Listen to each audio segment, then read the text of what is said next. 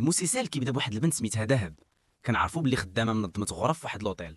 كتحكي بلي لوطيل فيه 1345 باب، وكل باب كيطلق كتحتاج وراه قصه وحكايه في شكل.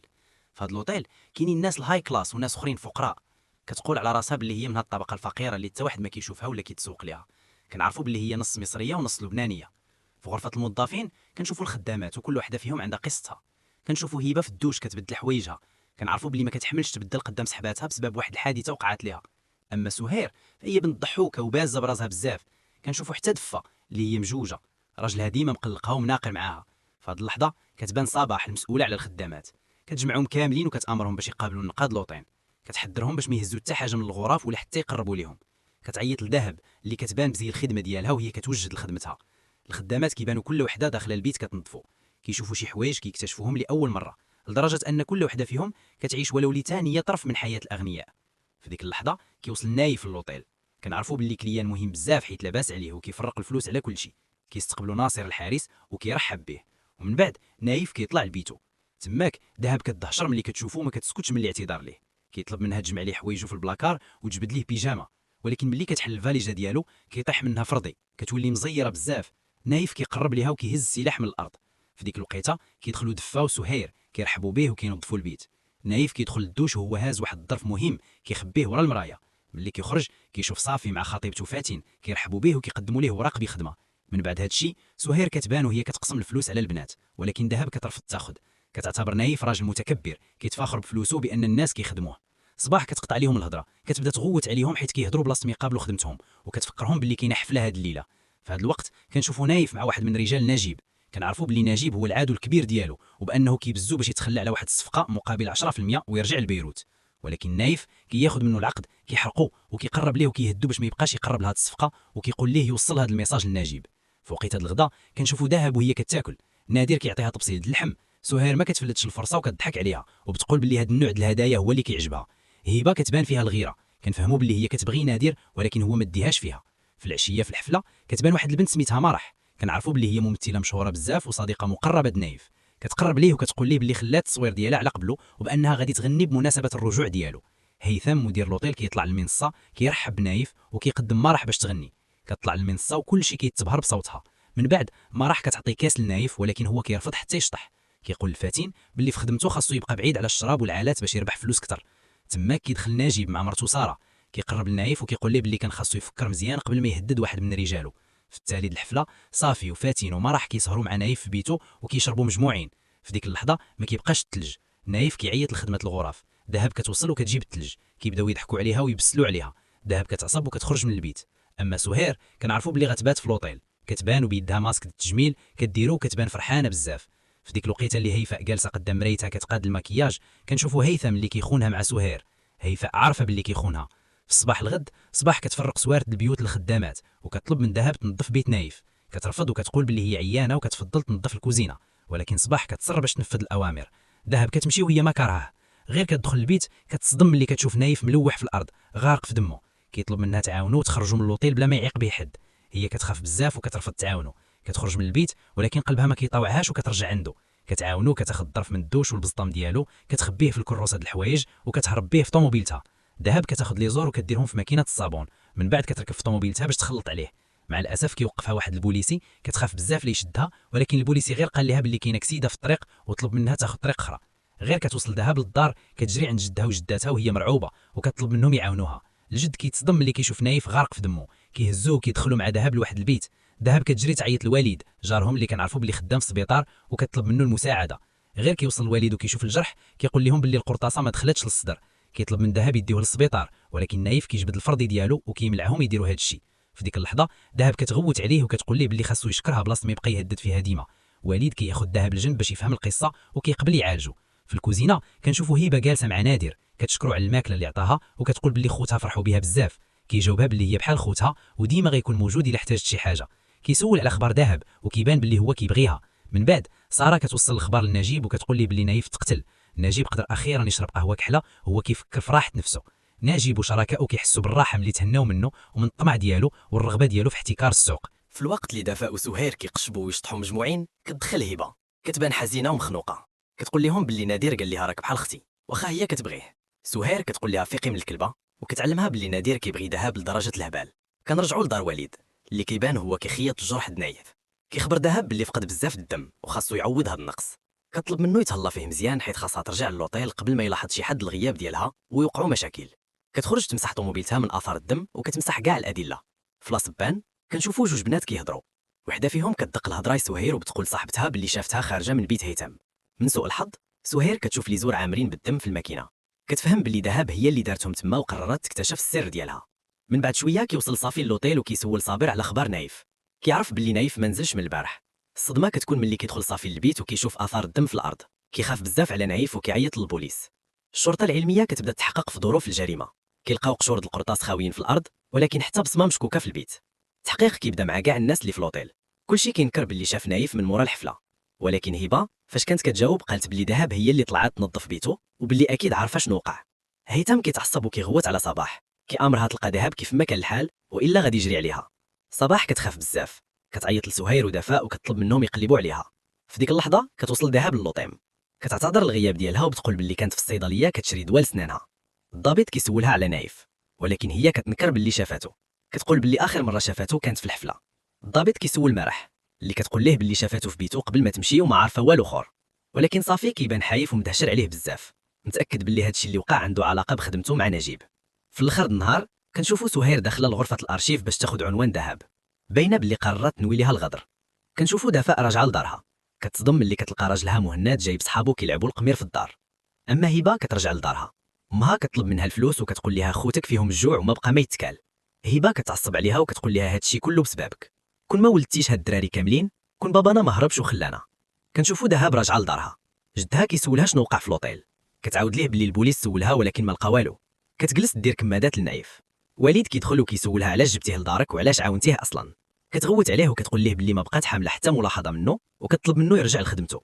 في صباح الغد دهب كتفيق، كتشوف تصويرات باباها وامها وكتبدا تبكي ملي كتفكرهم. جدها كيدخل كيعنقها وكيقول لها باللي كيبغيها وغادي يعوضها على كل شيء. كتلبس وتمشي تسول على نايف. جدتها كتجيب ليها سندويتشات الفطور وكتقول لها باللي وجدات السوبه النايف.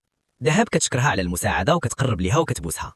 دفاء كتفيق على صداع مهند وهو كيقلب في صاكها على الفلوس، كتقول ليه باللي ما عندهاش بسبب الجريمه اللي وقعت في لوطيل وبانها خافت تموت بلا ما تعاود تشوف عائلتها. مهند كيضحك على عائلتها وكيفكرها باللي سمحوا فيها ملي كان عندها 12 عام. في هذا الوقت نجيب كيصرفق ناصر حيت ما كيديرش خدمته مزيان. كنعرفوا باللي ناصر هو اللي كيوصل الخبار لنجيب في لوطيل وكيعاود ليه كل شيء. نجيب كيغوت على ساره حيت عطاتو خبار غلطه وقالت ليه نايف مات وهو راه باقي حي. كتقول ليه باللي صافي اكيد عارف فين مخباه وكتطلب منه يحضيه. غير كتوصل دهب للوطيل كتصدم بصباح اللي كتقطع ليها سيمانه ديال الخلصه حيت مشات بلا اذن. كتامرها تبقى في الكوزينه. تماك نادر كيسولها على نايف، كتوتر وكتقول ليه باللي ما عارفه عليه والو. في نفس الوقت الجده كتحاول توكل نايف، ولكن المفاجاه هي سهير اللي حاضياهم وكتجسس عليهم.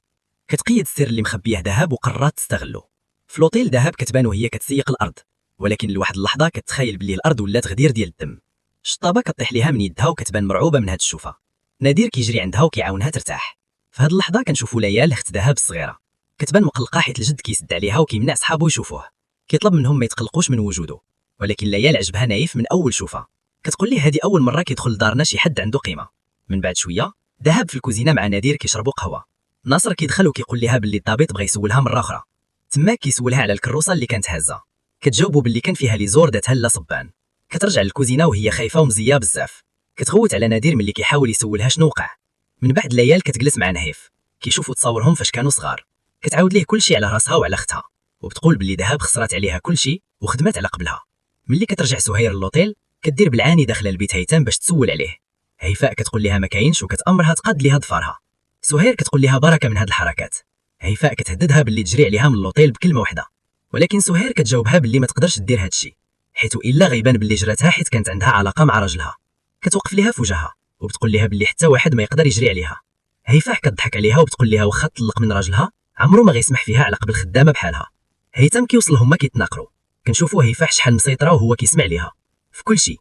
من داد شويه كنشوفوا نادر كيشرب الشراب، كيتبع دهب وكيقرب ليها، كيقول ليها باللي كيبغيها وبانه معجب بها وما بقاش قادر يشوفها بلا ما يلمسها. دهب كتصرفق وتمشي. هبه كتشوفهم في ديك اللحظه وتمشي تعاود لضفها باللي نادر ودهب كانوا في وضعيه مشبوهه في الكوزينه. في المكتب سهير كتدخل عند هيثم وهي معصبه بزاف، كتقول ليه ما عجبهاش الحال كيفاش هيفا كتهضر معاها. كيشدها من شعرها وكيقول لها شنو ما درتي غتبقاي خدامه وما خاصكش تنسائي باللي هيفاء هي مرته.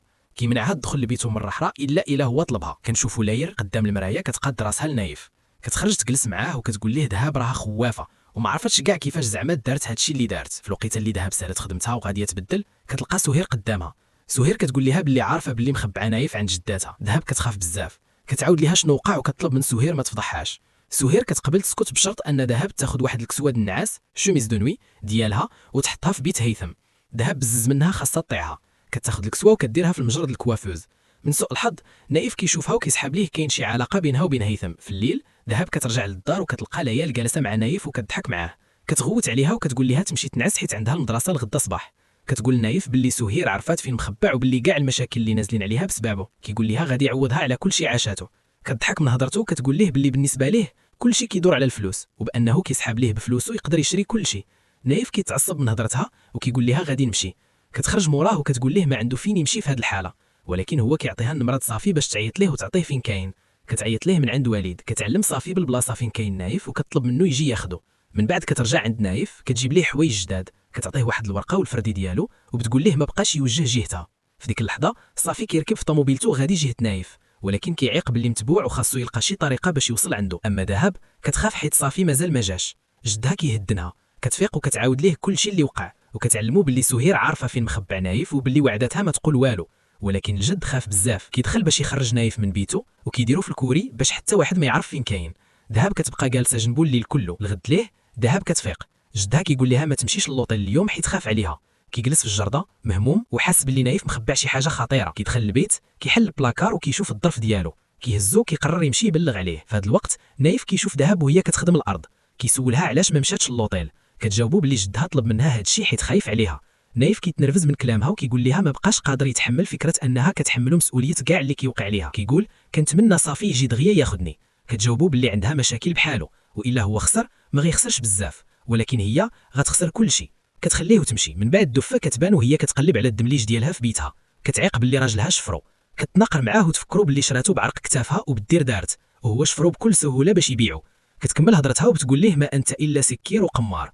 مهند ما كيحملش هضرتها وكيصرفقها. كنرجعوا لذهب اللي جالسه كتشرب اتاي. نايف كيجلس معاها وكيطلب السماحه على كلامه.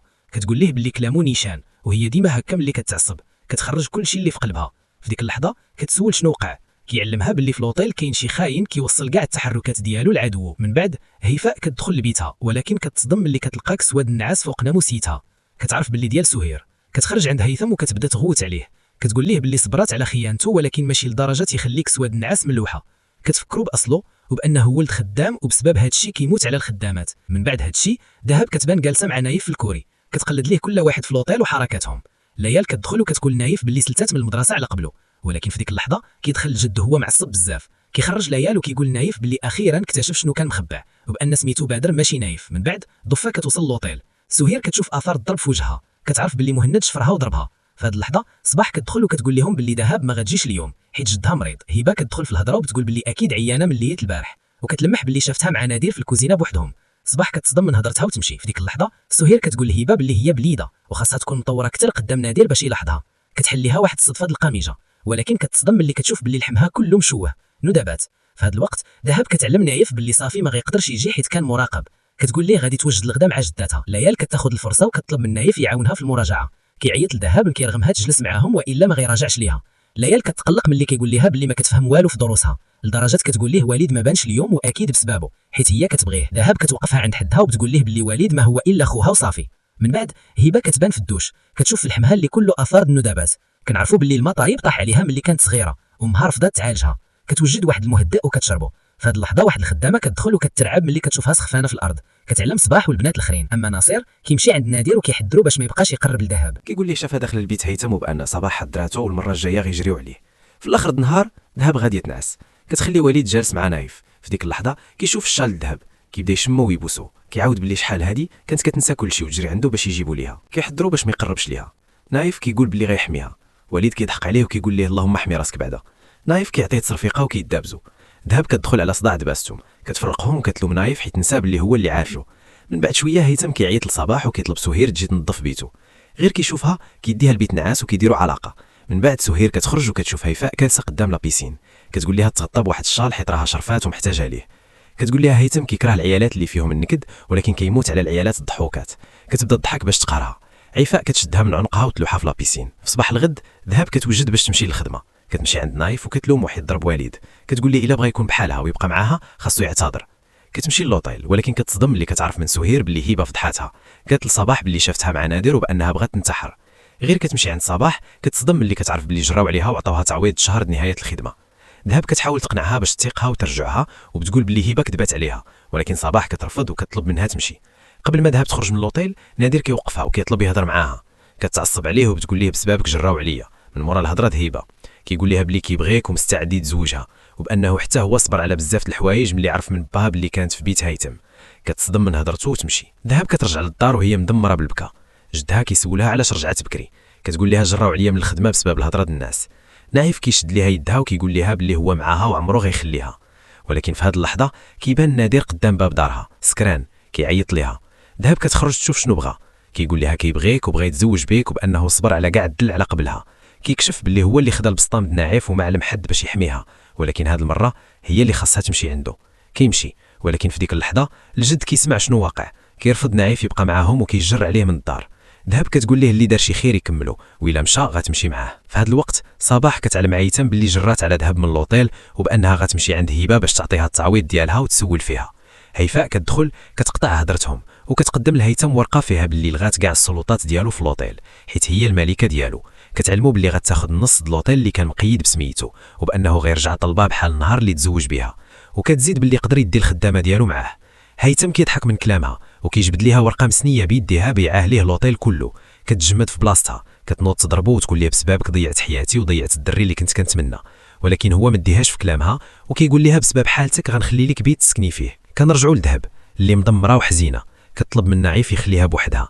كيتعجب من كلامها وكيقول لها كيفاش تكون بوحدها وهي دايرين بها نادر ووليد وبانه كون ما عطاتش الامل لواحد فيهم ما كان غيوقع والو. كتحاول تبرر موقفها ولكن كتقول ليه انت ما عندك سوق فيا وما عندكش الحق تتدخل في حياتي. كتطلب منه يخليها في التقار. نايف كيشد ليها يدها بالجهد وكيقول لها طول ما هو معاها ما غيخلي حتى حاجه تخصها. من بعد شويه هبه كتبان جالسه في بيتها حزينه ومهمومه. امها جالسه جنبها وكتحاول تفهم علاش هي في هذه الحاله. في ديك اللحظه كيدق الباب. صباح كتوصل كتجلس مع هبه كتعطيها الظرف في نهايه الخدمه وتمشي. امها كتحبسها وكترجعها للخدمه على قبل خوتها. صباح كتوعد وتهضر مع هيثم باش تقنعو. في الليل ذهب غاديه تجلس مع والد. كتشوفو باللي مقلق منها وحاقد منها. كتحاول تصالحو ولكن كيرفض. كيقول لها باللي تضرب من واحد براني في دارو ومع ذلك هي دافعت عليه على البراني. من مورا لحظات كنشوفوا العيال قدام المرايه كيقاد المكياج كالعاده. كنفهموا باللي كيوجدوا العيد ميلاد ذهب. كنشوفوا الجده كتقاد كيكه في الكوزينه والجد كيعلق الزينه د الحفله. من بعد كيشد ذهب من يدها وهو مغطي ليها عينيها. كتفاجأ بوجود وليد اللي كيقول لها ما يقدرش يبقى مقلق منها في نهار عيد ميلادها. كتفرح بزاف بوجوده. وليد كيعطيها سلسله منقوش فيها سميتها وكيديرها ليها في عنقها قدام كلشي. كتقول ليه باللي الهديه عجبتها بزاف وعمرها غتحيدها من عنقها. ولكن في ديك اللحظه كيوصل واحد البوليسي صاحب وليد كيعطيه واحد الدواء وكيطلب منه خدمه. من بعد ما مشى كيبدا يضحك على نايف حيت خاف ويسحب ليه البوليس وهو راه غير عون مرور. نايف كيتنرفز من الاستفزاز ديالو كينوض يضربو ولكن ذهب كتمنعو بتقول باللي عيد ميلادها وما بغات حد يخسروا ليها.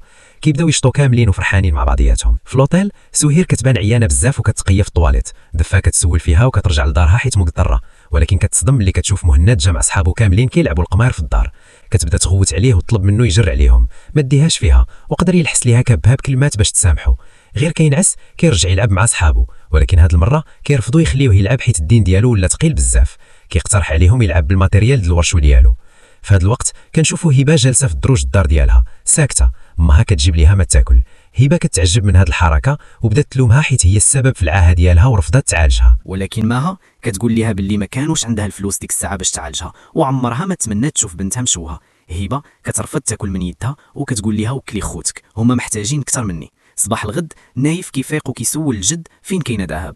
كنشوفوا ذهب جالسه قدام القبر د باباها وماماها كتقول لهم باللي البارح كان عيد ميلادها وكانت كتمنى يكونوا معاها باش تلوح راسها في حضنهم وتعاود لهم اسرارها. ولكن كتفاجأ بنايف جالس جنبها كيقول لها باللي هو جنبها وغادي يحميها طول ما هو حي. من مورا لحظات وبالضبط في لوطيل كنشوفوا صباح اللي كتحاول تقنع هيثم يرجع هبه خصوصا ان حالتهم صعيبه. كيقول لها ديري اللي بغيتي ولكن الا رجعات غتبقى في الكوزينه وما تبانش قدام الكليان. كيعطيها ظرف فيه ترقيه لسهير. صباح خافت لا تولي جبروته عليها. صباح كترجع لمكتبها كتعيط لسهير وتعطيها الظرف. سهير في الاول رفضات وبدات كتغوت وباش تقول باللي هي ماشي بحال هبه ولا ذهب وحتى واحد ما يقدر يجريها عليها من لوطيل. ولكن ملي كتقرا الورقه كتموت بالفرحه وبدات كتشوف في الموظفين من الفوق. اما ذهب كدوز نهار زوين مع نايف طول الطريق وهي كتعاود ليه احلامها، كتقول باللي كتحلم تمشي للسينما وتشوف فيلم. كدي نايف في فلوكه في البحر كيدوزوا النهار مجموعين، من بعد كيجلسوا تحت شجره وكيتعرفوا على بعضياتهم اكثر.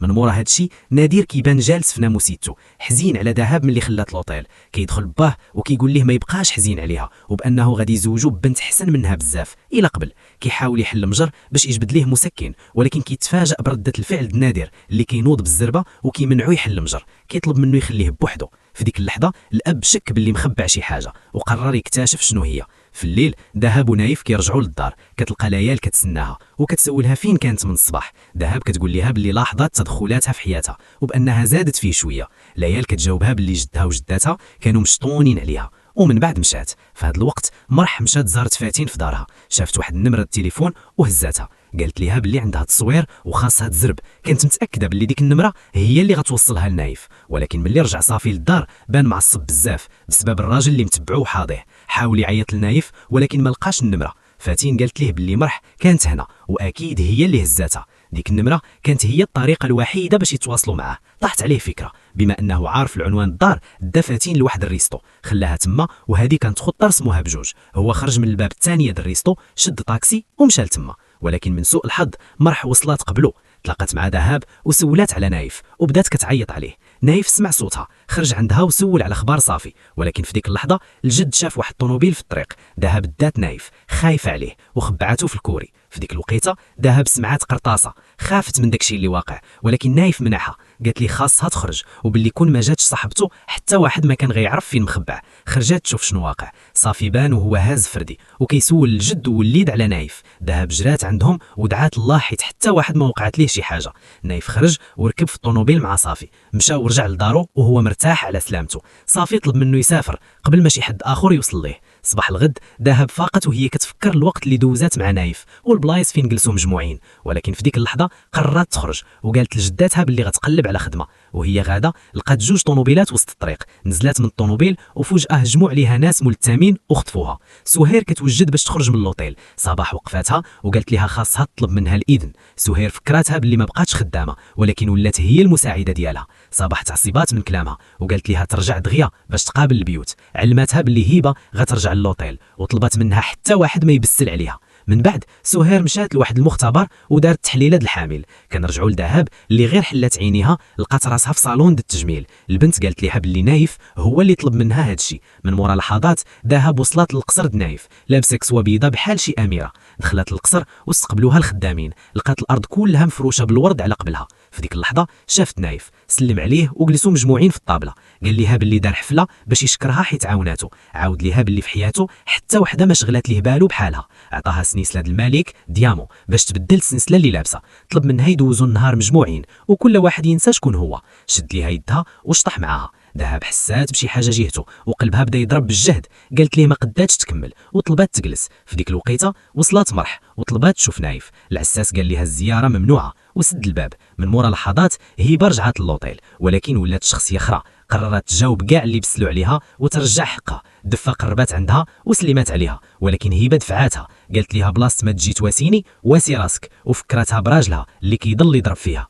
قالت لنادر باللي ما بغاتش شفقه لا منه ولا من عند حتى واحد. ومن بعد مشات. ملي نادر رجع لبيته باه استغل الفرصه ملي كان في الدوش وحل مجر. تصدم ملي لقى البزطام د نعيف عنده. سولو كيفاش خداه. نادر توتر وقال باللي لقاه في طوموبيل الذهب وخداه. طلب من باه ما يقول لحد، ولكن في ديك اللحظه ناصر عيط لساره وعرف فين مخبع نايف. ملي نجيب عرف الخبار قرر يحرق الدار. من مورا شويه نايف دادها بالسينما كيف ما كانت كتحلم. تصدمات وفرحات بزاف بهذه المفاجاه. قالت ليه ما كانتش كتوقع باللي كاع احلامها غيتحققوا. ملي سال الفيلم قالت لنايف باللي عمرها تخيلت شي نهار غتلاقى معاه ولا تخرج معاه.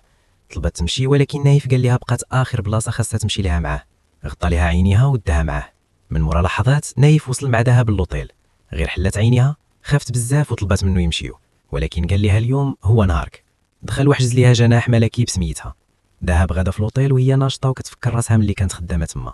بانت في الجناح مستمتعه بوقتها وبواحد السعاده اللي ما كانتش كتحلم بها، ولكن في ديك اللحظه سهير دخلت عندها ملي عرفات باللي راها في لوطيل، قالت لها الروس دابا تقداو، وباللي عرفات تلعب لعبتها مزيان، وباللي بجوجهم من نفس الطينه ونفس العجينه. دهب ما جاوبتهاش، خلاتها ومشات. فجاه نادر بان قدامها وسولها كيفاش قدرات تخليه وتمشي عند نايف. جاوبته باللي نايف راجل محترم، ماشي بحاله هو اللي كيحاول يتحرش بها كل ما شافها. ومن بعد مشات لقات نايف وقالت ليه باللي ما بقاتش قادة تستحمل شوفات صاحبتها ليها، وبانها كتحس براسها بنت والو في عينيهم. نايف شد لها يدها ونزل معاها للكوزينه قدام كاع الخدامات، اعلن باللي دهب هي خطيبته ورجع ليها كرامتها. من مورا شويه دهب رجعت للقصر، بدلت حوايجها وشكرات نايف على النهار اللي دوزوه مجموعين. ولكن في ديك اللحظه والد عيط لصافي وعلمو باللي الدار تحرقات. جد دهب كيسول عليها. صافي اضطر يمشي للقصر ويعلم دهب. خافت بزاف لا تكون وقعت ليه شي حاجه. نايف مشى معاها، تماك تصدمات ملي شافت الدار كلها تحرقات. طاحت بالبكا وقالت لنايف هاد الدار كانوا فيها كاع ذكرياتي مع بابا وماما وجدي اللي بناها يا جوره بيا جوره. نايف قرر يديهم معاه للقصر وقال لجد باللي غيتكلف بكاع الاصلاحات في القصر. ليال بهراتها الجماليه د البلاصه وقررت تبقى تما ديما. اما دهب فضلت تنعس وبقات كتبكي على دارها. نايف جلس جنبها هدأها وقال لها ديما غيبقى معاها باش يحميها. طلع الصباح وهما ناعسين واحد حدا واحد. ليال حسداتهم اللي شافتهم هكاك مجموعين. في لوطيل كنشوفوا هيفا في حاله يرثى لها، حيت هيثم نصب عليها وخدا ليها لوطيل. صباح جلست معاها وقالت لها خاصها تواجه عدوها وتهنى من سهير. علمتها باللي هبه راها هنا وغتعاونها. وبالفعل هبه بانت في بيت واحد الكليانه، شفرات ليها سلسله دالا مليك ودخلت لبيت سهير ودارتها تحت ويساتها. من سوء الحظ دفا شافتها. من بعد دفا مشات للورشو وتصدمات ملي لقاتو خاوي. عرفت باللي مهند قمر به. بدات كتغوت وتعيط على الناس يعاونوها. مهند تعصب وجرى عليها من ورشو. من مورا شويه ما راح وصلت للقصر وشافت الذهب قدامها. سولتها على نايف وعرفت باللي راه في بيته. امرتها توجد ليها كاس القهوه. ذهب تصدمرت من كلامها. ما راح طلعت تجلس مع نايف وقالت ليه توحشتو بزاف وباللي سمحات مسلسل على قبلو حيت خافت عليه. ذهب قطعت هضرتهم وهي داخله بصينيه القروه. قالت ليه باللي ما راح هي اللي طلبتها منها. نايف تعصب على ذهب وقال لها هي راه ضيفته وما غيسمح حتى واحد يقلل منها. امر ما راح تعتذر ولكن رفضات ومشات. من مورا لحظات صباح دخلت لمكتب هيثم باش تعلموا باللي سلسله د الملك ديال واحد الكليانه غبرات. امروا يقلبوا البنات ولكن ما لقاو والو. من سوء الحظ السلسله بانت في المجرد المكتب ديال صباح. خافت بزاف وقالت ليه ماشي هي اللي دارت هادشي وباللي اكيد سهير هي اللي دارت ليها فخ. هيثم حذرها باش ما تبقاش تقرب لسهير وقال لها هذه اخر مره غنهضرك. من مورا هادشي ما راح زارت فاتين وصافي. دخلت معصبه بزاف وقالت لهم نايف جرى عليا من دارو بسبب ذهب. فاتين عاقت باللي ما راح كيبغيه وبانها كانت خايفه عليه بزاف ولكن هو ما قدرش هادشي. في هذا الوقت نايف كيسول ليال على ذهب. ليال حاولت تشعل العافيه بيناتهم وقالت ليه باللي ذهب كانت مقلقه بزاف من داكشي اللي وقع وعيطت لنادر وطلبت تلاقاه. اكدت ليه باللي كيتلاقاو شحال هادي وعاودت ليه داكشي اللي في قلبها. في ديك اللحظه ذهب تلاقات مع نادر وقالت ليه باللي خرج على حياتها وبسببه دار جدها تحرقات ملي نجيب عرف باللي نايف عندها. حذرته ما يبقاش يقرب ليها ولا يهضر معاها. من مورا شويه نايف بان هو كيهضر مع صافي. قال ليه باللي طاح في حب ذهب. صافي جاوبو باللي هاد المشاعر غير شفقه وصافي وطلب منه يركز في السفر ديالو. في ديك الوقيته ليال سمعت الهضره كامله. ملي ذهب رجعت للدار لقات نايف كيتسناها. قال لها خرجها للدار غيعرضها للخطر وباللي خايف عليها. جاوباتو يخليها في التقار وبسببه خسرت دارها وخدمتها. طلعت لبيتها تماك شافت ليال اللي بان فيها السم والغيره وبسبب غيرتها خرجت كاع الحقد اللي في قلبها. قالت لذهب باللي نايف ما كيبغيهاش وبانها سمعاتو كيقول باللي غير كيشفق عليها. دفع ذهب فوق الكرسي وهي تضرب ليها راسها. نايف دخل وسول فيها واجهته بالهضره اللي قال صافي ولكن نكر داكشي اللي سمعاتو وقال لها محتاجها جنبو.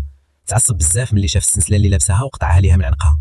قالت ليه ما بقاتش باغيه تبقى معاه ونزلات باش تخرج ولكن صافي قال لها الخروج فيه خطر عليها. تعصبات ورجعت لبيتها ولكن في ديك اللحظه سمعت هضره في التليفون بينه وبين صافي. قال ليه باللي باغيها وباللي وجد ليها مفاجاه الى ربح المناقصه. قررت تصبر حتى ينعس. نزلت جلست حداه ولكن خافت لا يفيق. رجعت تنعس. صباح لغد نايف عرف باللي كانت ناعسه جنبه هو ناعس. ذهب نزلات وقالت ليه باللي عيات من الحبس اللي حبسها وبغات تمشي ولكن نايف رفض. عيطت الوليد وطلبات منه يجي ياخذها. اما سهير فخرجت من المختبر وهي ناشطه ملي تاكدت باللي حامله. رجعت للوطيل. صباح وقفتها وقالت لها خروجاتك كثروا بزاف. سهير ضحكت عليها وقالت لها دابا عاد رجع لك الصوت والبارح ملي لقاو السلسله في مكتبك كنتي صمه. امرتها تبعد منها وتنساها. دخلات لبيت البنات تماك لقات دفه طايحه بالبكا من مورا ما مهند ضربها وجرى عليها. عنقتها وقالت لها تنوض تغسل وجهها وتنساوه كاع. من بعد دخلت لبيتها وخبعت الظرف ديال التحاليل ورا البلاكار باش حتى واحد ما يشوفو. في الفطور وليد وصل وطلب يهضر مع ذهب غير شافته لحت راسها في حضنه وقالت ليه توحشاتو ملي خلاتو ولكن نايف خلط عليهم وقال ليه يبعد منها واعلنوا باللي ما غتخرجش من القصر بلا اذن منه. وليد سولها على سنسلتها قالت ليه ودراتها ولكن نايف قال ليه باللي هو اللي خداها ليها. وليد حس باللي بدات كتهرب ليه ومشى. بغات تتبعو ولكن نايف شدها وحاول يفهم علاش ما بغاتش تبقى في القصر. قالت ليه باللي تشنقات هنا حيت حتى حاجه ما كتشبه ليها. شد ليها يدها وجد ليها مفاجاه. شفنا باللي دار ليها بالونسوار بحال اللي كانت عندها. تاثرت حيت كيحقق ليها كاع امانيها. من مورا شويه دهب طلعت لبيتها وسولت ليال علاش كتعامل معاها هكا، وبقات تقول باللي شافت التغيير اللي وقع فيها فجاه. فكرتها باللي ضحات بزاف على قبلها، ولكن ليال جاوبتها باللي هي اللي اختارت دير هادشي وتا واحد ما بزو عليها. ومن بعد مشات. في لوطيل كنشوفو نادر مع هبه كيحاول يصلح علاقته معاها ملي دهب دفعاتو. هبه ما تيقاتش كلامه، ولكن سهير دارت هادشي في بالها. وهما كيتغداو قالت ليها باللي نادر ما قرب منها غير حيت دهب وقفاتو عند حدو وصافي. في الوقت اللي نايف عرف فيه باللي ربح المناقصه مشى عند دهب وقال ليها باللي عارض عليها لواحد الحفله اللي غيدير وممنوع ترفض العرض ديالو. نجيب تعصب ملي عرف باللي المناقصه مشات ليه. طلب من ساره تلقى الحلقه الضعيفه وتلعب عليها. لاحظت باللي مريح هي ديك الحلقه الضعيفه. مشات عندها واقترحت عليها تردها مجمه في شركه انتاج كبيره بالثمن اللي بغات مقابل انها تعطيها اوراق ديال نايف. مريح جرات عليها من الدار، ولكن ساره قالت لها فكري في العرض ولا بدلتي رايك عيطي ليا حيت الزهر كيجي مره واحده. من مورا لحظات نايف تصدم في بيته حيت لقى البيوت تبنظفو. دخل البيت دار الدرف في الخزنه كفرفور وسد بالساروت. في الليل مريح وفاتين وصافي زاروه، ولكن تصدموا ملي عرفوا باللي نايف داير حفله وباللي هما معروضين. مريح مشات تما وطلبت من نايف تهضر معاه في موضوع مهم، ولكن هو ما داهاش فيها غير شاف دهب. بهراتو بجمالها ملي شافها. مشى عندها شد ليها يدها وجلس معاهم في الطابله. في ديك اللحظه صافي قال لهم عنده مفاجاه غيتزوج بفاتين غدا. فرحوا بزاف بهذا الخبر، ولكن كيف ديما مريح تعصبات بوجود دهب. قالت ليها باللي هي غير خدامه وبانها كتبغي نايف وما غتحملش واحده اخرى تاخذوا ليها. نايف حذرها باش ما يبقاش يتدخل. في هذه اللحظه شفنا واحد الشخص كيدير السم في كاس الماء اللي كاين في بيت نايف. في الاخر النهار ليال دخلت لبيت نايف وقالت ليه باللي ما جاهاش النعاس وجات تكمل السهره معاه. في ديك الوقيته دهب فاقت وسمعت صوت اختها في بيته. تقلقات اكثر من اللي شافتها خارجه، رجعت لبيتها قبل ما يشوفها حد. اما نايف شرب الماء ونعس. من مورا لحظات نايف بان وهو كيتألم من الوجع. دهب عتقته للمره الثانيه. علمت جدها وجداتها وصافي اللي وصل وقدر يعتقو. عرفنا باللي تسمم. لغد ليه صافي بان وهو كيغوت على نايف بسبب وجود دهب وعائلتها. قال ليه باللي تسمم واخا كاع الاحتياطات اللي داروها، فكروا باللي هي غير خدامه وما خاصوش يتعلق بها. ومن بعد مشى. دهب دخلات وجابت ليه الدواء يشربو. قالت ليه باللي هادشي اللي كيوقع غريب بزاف، وعلماتو باللي شافت اختها في بيته. جاوبها باللي ليال راها اختو الصغيره وعمرو يقرب جهتها. شكرها حيت عتقت لي حياته وعطاها الساروت ديال الخزنه باش تخليه عنده. قال ليه باللي تايق فيها بزاف وكيعطيه اسرارو. دهب قالت لي هذه اول مره كتحس براسها قريبه ليه. فهمها باللي دابا ولا الطرف من حياته. من بعد دهب خدات الساروت وخبعته في واحد الصندوق في بيتها، ولكن في ديك اللحظه ليال شافتها وقررت تنتقم بطريقتها. في هذا الوقت كنشوفوا مريح دارت اتفاق مع نجيب باش تغدر نايف. سنات عقد الخدمه بيناتهم، علماتو باللي تقدر تجيب الوراق بسهوله وعتاتو شكون غيعاونها. في لوطيل مهند مشى عند دفه وطلب منها ترجع للدار بلاصه ما تبات تما. سهير تدخلات وامرته يبعد منها وعلماتو باللي دفه بغات تطلق. مهند ما تحملش كلامها ومشى. اما ليال دخلت لبيت نايف كتقلب على الخزنه. فاجئو دارت راسها باللي غير بغات تشوفه، ولكن هاد المره قال لها باللي هي بحال اختو الصغيره ومنعها تدخل لبيتو مره اخرى وخرجها. تقلقت بزاف وشفناها هزه ساروت الخزنه في يدها. في لوطيل هيثم تصدم ملي شاف مفتش الضرائب. هيفاء نزلت باش تشمت فيه وقالت ليه مبروك عليك لوطيل وضرائبه، واكدت باللي هذه غير البديه وباللي غدير ليه مكرف. في ديك اللحظه نايف بان مع دهب، عاود ليها باللي صافي مقلق منه بسبب الهضره الاخرى وباللي خاصو يتصالح معاه. داها معاه يشريو كسوه العرس ديال فاتين وقابلوا بجوج كاع التوجيدات د الحفله. من بعد مشى عند صافي تصالح معاه وطلب السماحه على كلامه. في الليل العقد ديال الزواج داز في جو عامر بالفرحه. مريح كانت كاينه بكات بالغيره، ولكن تماك لاحظت ليال وفهمت باللي هي الشخص المناسب للمهمه ديالها. وعدتها تردها نجمه وتخلي نايف يطيح في حبها مقابل ان ليال تفرغ ليه الغزنه وتجيب الوراق. ليال دارت داكشي، عطاتها الساروت وخدات بلاصتو سلسله الملك. مريح قدرت تدخل البيت، خدات الوراق من الخزنه ومشات. كنرجعوا لفاتين اللي لحات الورد، ذهب هي اللي شداتو وهي ناشطه كتشوف في نايف بعينين عامرين حب. لغد ليه مريح تلاقات مع ساره وكذبات عليها باللي ما لقاتش الوراق، وبقات تقول باللي قلبات القصر كله وما لقات ليهم اثار. فهمنا باللي خبعات عليها الحقيقه ملي عرفات باللي هاد الوراق كيخصو نايف ويقدروا يضروه بزاف. ما راح اقترحات باللي الوراق يقدروا يكونوا عند صافي حيت هو القريب لنايف. شفنا صافي خارج كيودع فاتين، ولكن فجاه خرجوا رجال ملتمين وخطفوه.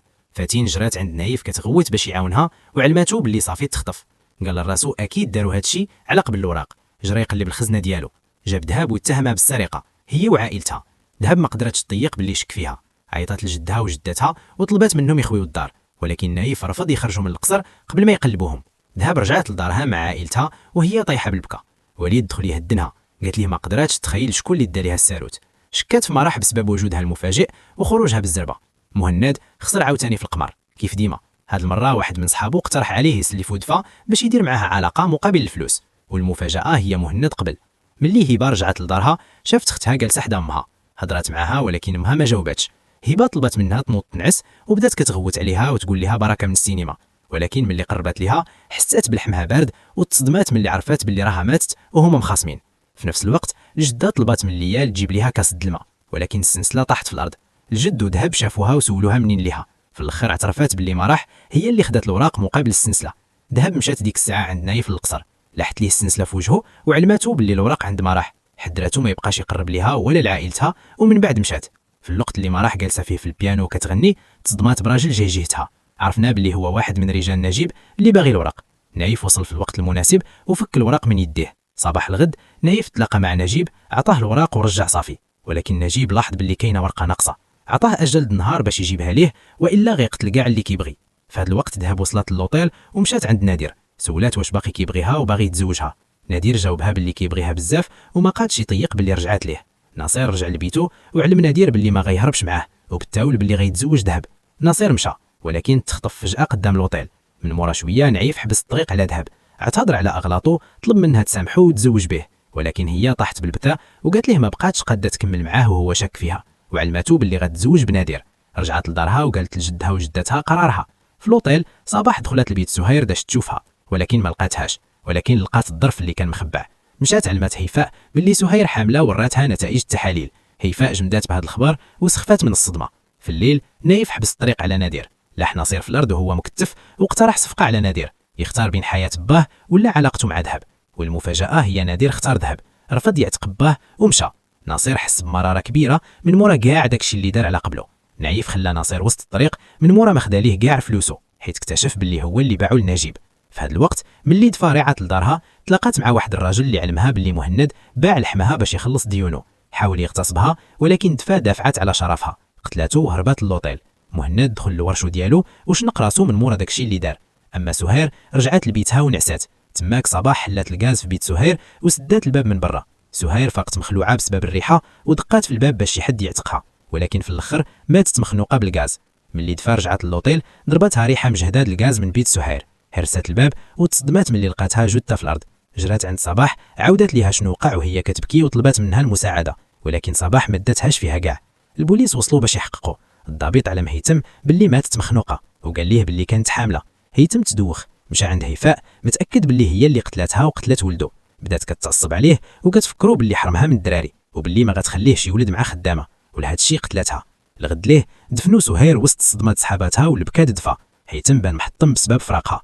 نايف من جهته مشى عند ذهب، اعترف بحبه، قرب منها وبغى يعنقها ولكن دفعته وقالت ليه غتزوج بنادر. في نفس الوقت نادر في الكوزينه مع هبه، قال لها عنده خبر زوين. تصدمات ملي عرفات باللي غيتزوج ذهب وبانها كانت بالنسبه ليه غير كنوز باسطون باش يعمر الفراغ. من بعد شفنا ذهب لابسه كسواد العرس، قبلات تتزوج بنادر. ليال فرحات لشماتها ووليد حزين حيت شافها غتزوج واحد اخر. من مورا كاع هاد الايام دفا جابت قهوه لصباح وعلمتها باللي البنات اللي بادين خدمتهم كيتسناوها، ولكن في الحقيقه دارت السم في قهوتها. صباح ماتت حيت كانت هي السبب في موت سهير. من مورا لحظات كنشوفوا نايف في المحطه باش يسافر ومعاه صافي. في ديك اللحظه ذهب عاقت باللي ما غدرش تكمل حياتها مع نادر، هربات بكسوه العرس، ركبات في الطوموبيل ديالها وطارت للمحطه. بقات كتفكر كاع اللحظات اللي عاشتها مع نايف من اول نهار. وصلت للمحطه وركبات في التران. نايف تدهشر ملي شافها وعنقها بالفرحه. ما تنساوش تتبعوا الباج وديروا لينا جيم، هادشي كيخلينا نتشافوا اكثر ويدعمنا باش نكملوا.